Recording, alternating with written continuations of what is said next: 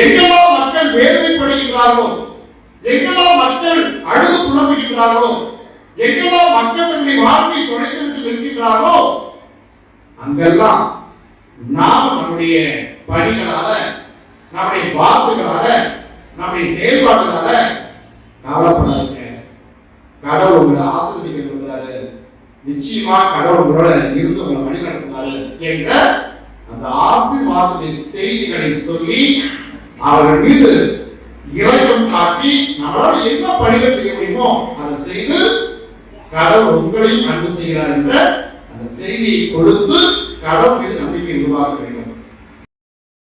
எனக்கு என்ன திறமை இருக்குதோ, அது எனக்கு என்ன கடவுள் கொடுத்திருக்கிறாரோ அதை மற்றவர்களோடு பகிர்ந்து வாழ்ந்து எல்லோருக்குமான கடவுளின் நம்பிக்கையை உருவாக்கக்கூடிய ஒரு பெரும் பொறுப்பை, சமூக பொறுப்பை இறைவாக்கின் வழியாகத்தான் நம்ம இன்னும் கூடுதலாக பெற்றுக் கொள்கிறோம். எனவே இந்த இறைவாக்கை அறிவிப்பு என்பது ஒருவேளை தனிப்பட்ட முறையில் வாசித்தாலும் சரி, அல்லது ஆலய வழிபாடு விளக்கு விட்டாலும் சரி, இது இரண்டு பயன்கள் நமக்கு கொடுக்குது.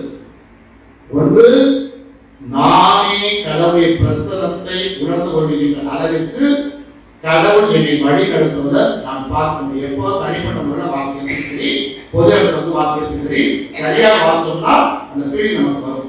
வீடுகள் நீங்க வாசிச்சாலும் கடவுள் உங்களை ஆசீர்வதிக்கிறதை நீங்க பார்க்க முடியும். அந்த ஆசீர்வாதத்தை பார்க்கின்ற அளவுக்கு உங்களுடைய வாசிப்பின் நிலைகளை உயர்த்தி கொள்ள வேண்டும். அதான் முக்கியம். இரண்டாவதாக நான் அந்த ஆசீர்வாதத்தை பெற்றேன் சொன்னா அது எனக்கானது மட்டும் அல்ல, மாறாக நான் பெற்ற அந்த ஆசீர்வாதத்தை எல்லாரும் கொடுத்து எல்லாரும் கடவுளை பிள்ளைகளாக உருவாக்க வேண்டும். அந்த சமூக பொறுப்பு நமக்கு இருக்குது. இந்த இறைவாக்கிய ஆழத்துக்கு நாம் செல்வோம்.